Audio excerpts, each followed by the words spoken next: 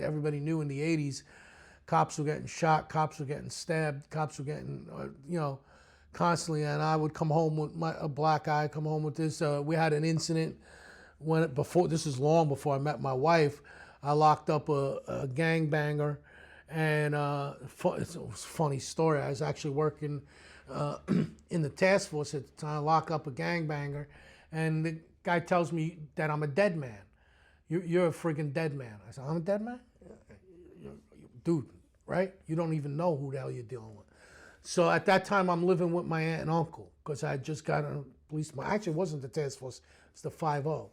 So I'm a dead man. Okay, I go to work the next day. The sergeant says, listen, this is a credible threat. I want you to go down to the borough and drive the prisoner wagon and just stay off the street. Okay, boss, I go down there. He don't tell nobody. So now my sergeant comes in. My sergeant, where's Delia? Where's Delia? Sergeant Karcher, crazy guy. Nobody knows where Delia is. What do you mean nobody knows where Delia is? Delia had a threat on him last night.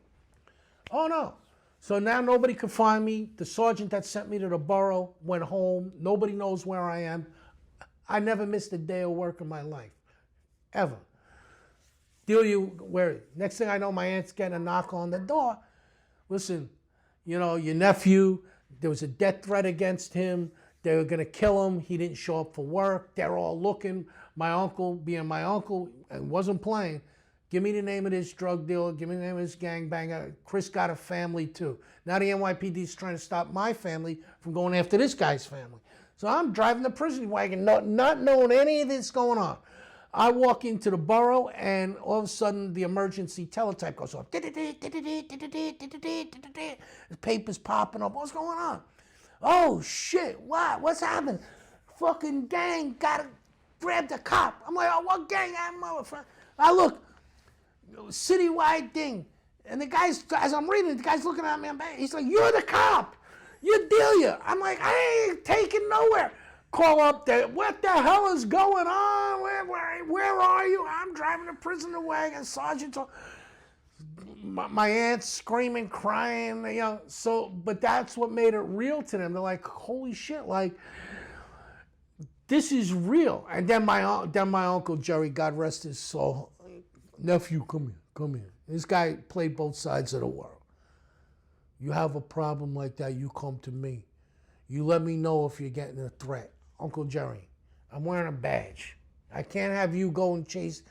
Stop. I'm in the biggest gang in the world. There's 40,000 of us and we all carry guns. Good point, nephew. Okay. Yeah, it affected the family that way, never knowing when they were going to get a phone call. It's the same thing I say to everybody else, just recently, well, this is more than recently now, but my son got deployed right after 10/7. And nobody knew what was going to go on. And, we tell people all the time, when you hear a cop get shot, you hear a guy in the Marine Corps or any branch of the service is deployed, and they find out it's not your son or your husband, but it's somebody's son or husband. And somebody's getting a bad call that day. And somebody's life is changing forever. And sometimes when you see the victims, it's a saying I have all the time, somebody's getting a bad call today. And it teaches you to cherish life to the fullest.